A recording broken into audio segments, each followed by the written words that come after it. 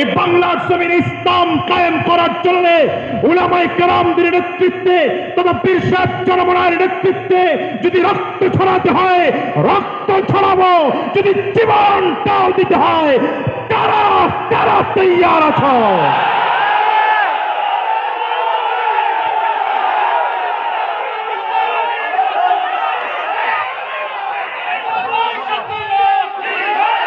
আল্লাহ কবুল করুন, আমিন বলেন, জোরে আমিন বলেন। এটা মনে থাকবে কতদিন? নির্বাচনের আগ পর্যন্ত। নির্বাচনের পরে তো আর মনে থাকবে না। সবাই বলে না তো পরে আর মনে? নির্বাচনের সময়ও মনে থাকবে। কার কার হাত তোলেন? সবাই হাত তুলছে? ডানে আর বামে তাকায় দেখেন, হাতকে তুলে নাই, ফাঁকিবাজি লোক থাকতে পারে।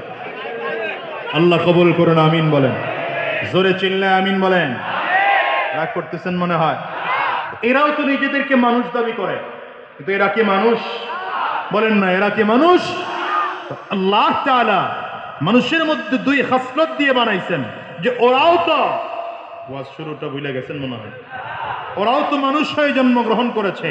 ওর মধ্যেও রাগ আছে, ওর মধ্যে হিংসা আছে, ওর মধ্যে যৌন চাহিদা আছে, কিন্তু নিজের আকল দিয়ে রাগ নিয়ন্ত্রণ করতে পারে নাই, লোভ নিয়ন্ত্রণ করতে পারে নাই, হিংসা নিয়ন্ত্রণ করতে পারে নাই, যৌন চাহিদা নিয়ন্ত্রণ করতে পারে নাই।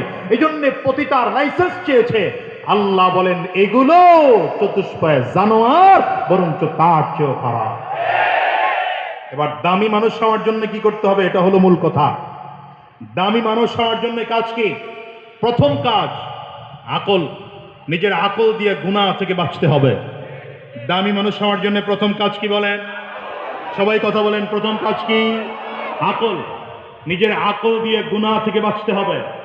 হ্যাঁ, দ্বীনের পথে গুনাহ থেকে বাঁচার জন্যে শুধু আকলটা যথেষ্ট না।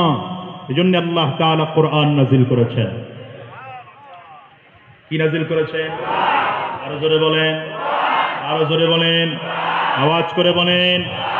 এ কোরআন দিয়ে তো আর এখন দেশ চলে না, সমাজ চলে না, চালানো যায় না। কি কথা বলেন না? কোরআন তো সেই 1450 বছর আগের কিতাব। এ কোরআন দিয়ে কি এখন দেশ চালানো যায়? হ্যাঁ, রাষ্ট্র চালানো যায়? সম্ভব? কথা বলেন, সম্ভব। আগামী নির্বাচনে আমরা সম্ভব করে দেখাতে চাই। কি কথা বলেন না? ঠিক আছে তো ইনশাআল্লাহ? ইনশাআল্লাহ যেন ঠিক থাকে, তখন দেখা যাবে ইনশাআল্লাহ। কথা বলেন। আরে ভাই, পীর সাহেব চরমনার নেতৃত্ব এখন বাংলাদেশে পরীক্ষিত নেতৃত্ব।